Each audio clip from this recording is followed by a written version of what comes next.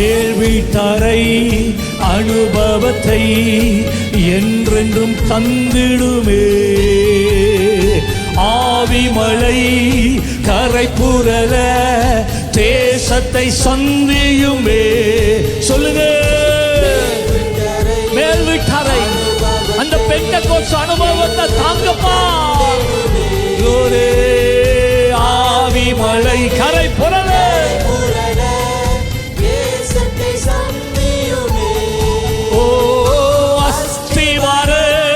அசைந்திடவே எழுப்பிடும் வாலிபரை எழுப்புதலால் புது உள்ளங்கள் உயிர்ப்பிக்க செய்திடுமே.